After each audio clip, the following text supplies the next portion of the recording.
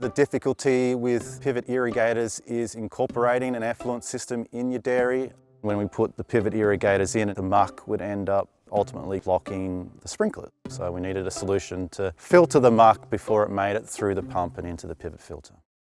To increase water use efficiency and keep nutrient on farm, Tom converted his surface irrigation system to spray irrigation. But when trying to irrigate with effluent water, he ran into issues with blockages in his pump filters. Supported by the Sustainable Irrigation Program grant, Tom installed a self-cleaning filter on the suction line of his pump to filter grass particles and other solids. The farm was established around 1908. The Gannons came out and then progressed into dairy for multiple generations and stuck at dairy. When I first came back to the farm after studying, the farm had basic flood irrigation, and a lot of it was done by my grandfather in a three-wheel tractor. We took that as an opportunity to upgrade our irrigation from basic flood to modernised spray irrigation with pivot irrigators. I think one of the big determining factors in choosing spray irrigation was the soil types, the layout of the farm. We're located close to a river.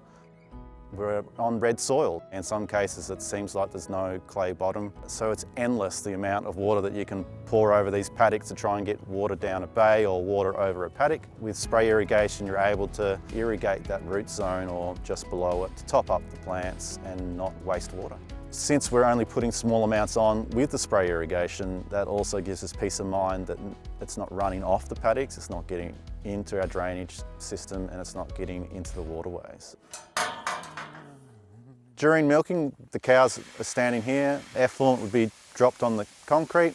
After milking, it needs to be washed off. All the effluent and water makes its way into a stone trap. We want to separate the stones out so they don't end up on the paddock when we're spreading effluent with dry muck. After here, it goes into our effluent pond.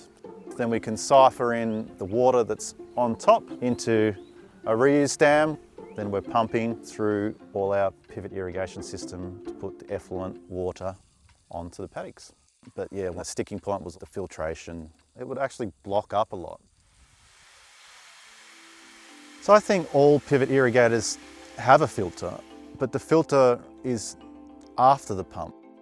The first step of the project was actually to automate this filter system, the brushing and the dumping of the water, and that was doing a good job. But then eventually, as the pond would get lower and lower and the sediment would build up to a certain degree, it would overwhelm the dump and the motor, and it would actually jam up. So that's when we put on the filter on the suction of the pump. The water sits here and then gets pumped up through this suction.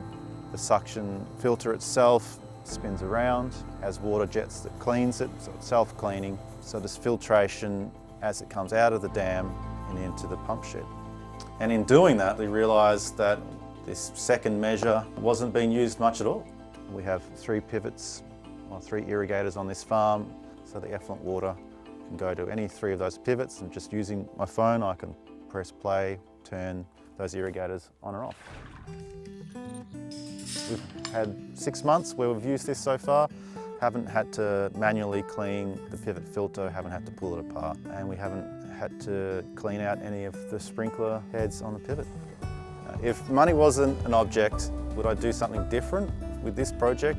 Not that I know of. I wouldn't change anything. This is the technology that we have available right now. It's doing the job, so we're happy.